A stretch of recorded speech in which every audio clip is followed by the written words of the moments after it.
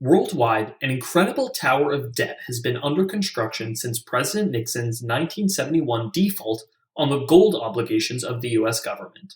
His decree severed the redeemability of the dollar for gold and thus eliminated the extinguisher of debt. Debt has been growing exponentially everywhere since then. Debt is backed with debt, based on debt, dependent on debt, and leveraged with yet more debt. For example, today it is possible to buy a bond, i.e. lend money, on margin, i.e. with borrowed money. The time is now fast approaching when all debt will be defaulted on. In our perverse monetary system, one party's debt is another's money. A debtor's default will impact the creditor, who is usually also a debtor to yet another creditor, causing him to default, and so on. When this begins in earnest, it will wipe out the banking system and thus everyone's money. The paper currencies will not survive this. We are seeing the early edges of it now in the euro, and it is anyone's guess when it will happen in Japan, though it seems long overdue already. Last of all, it will come to the USA. The purpose of this article is to present the early warning signal and explain the actual mechanism to these events. Contrary to popular belief, it will not happen because the central banks increase the quantity of money to infinity. The money supply may even be contracting, which is what I expect. To understand the terminal stages of the monetary system's fatal disease, we must understand gold. First, let me introduce a key concept. Most traders define backwardation for a commodity as when the price of a futures contract is lower than the price of the same good in the spot market. In every market, there are always two prices for a good, the bid and the ask. To sell a good, one must take the bid, and likewise, to buy the good, one must pay the ask.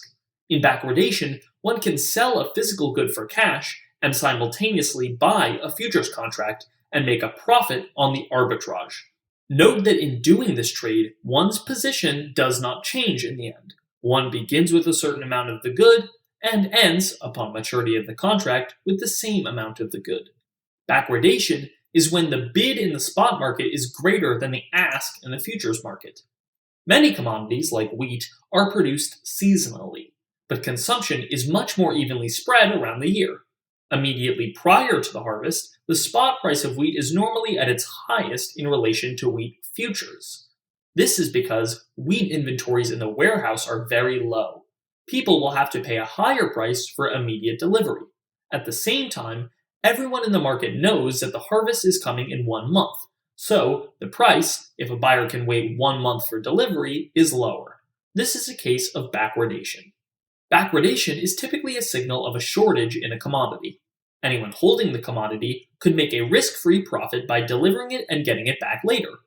If others put on this trade and others and so on, this would push down the bid in the spot market and lift up the ask in the futures market until the backwardation disappeared. The process of profiting from arbitrage compresses the spread one is arbitraging.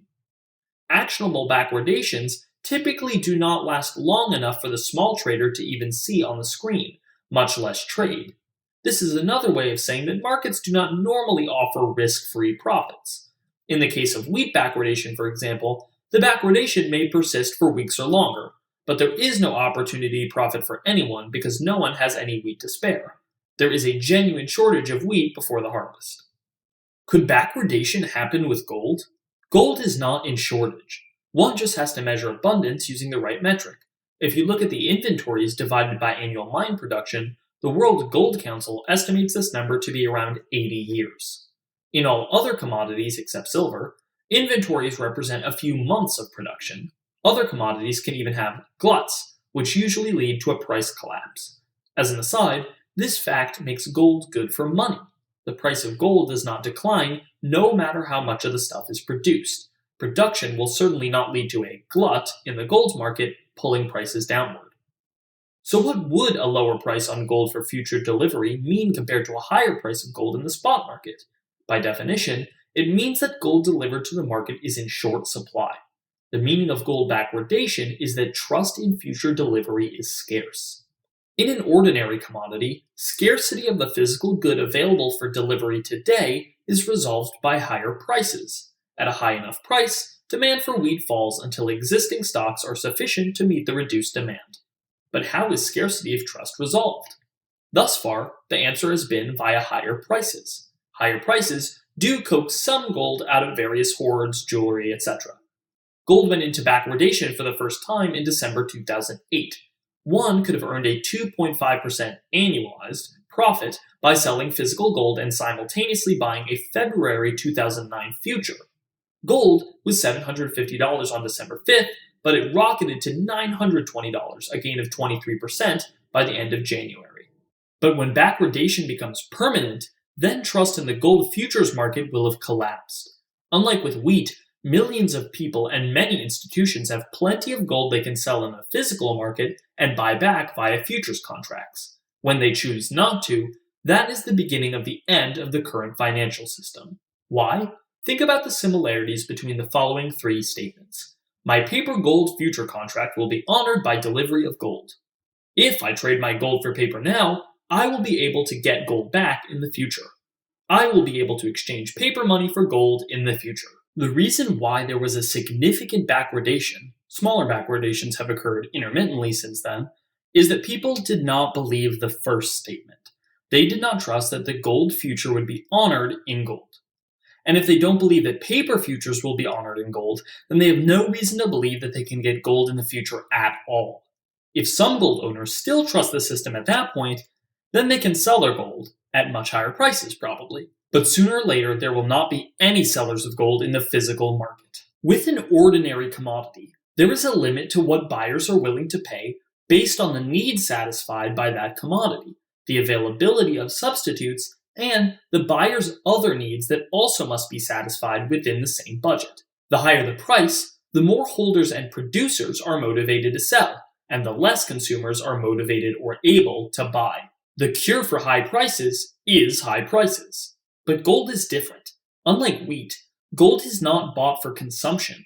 While some people hold it to speculate on increases in its paper price, these speculators will be replaced by others who hold it because it is money. Once the gold owners have lost confidence, no amount of price change will bring back trust in paper currencies. Gold will not have a high enough price that will discourage buying or encourage selling. Thus, gold backwardation will not only recur, but at some point it will stay in its backwardated state. In looking at the bid and ask, one other observation is germane to this discussion. In times of crisis, it is always the bid that is withdrawn. There is never a lack of asks. Permanent gold backwardation can be seen as the withdrawal of bids denominated in gold for irredeemable government debt paper or dollar bills. Backwardation should not be able to happen at all, as gold is so abundant. However, the fact that it has happened and keeps happening means that it is inevitable, and that at some point, backwardation will become permanent. The erosion of faith in paper money is a one-way process, with some zigs and zags. But eventually, backwardation will become deeper and deeper, while the dollar price of gold is rising, probably exponentially. The final step is when gold completely withdraws its bid on paper. At that point, paper's bid on gold will be unlimited, and this is why paper will inevitably collapse without gold. Permanent gold backwardation leading to the withdrawal of the gold bid on the dollar is the inevitable result of the debt collapse.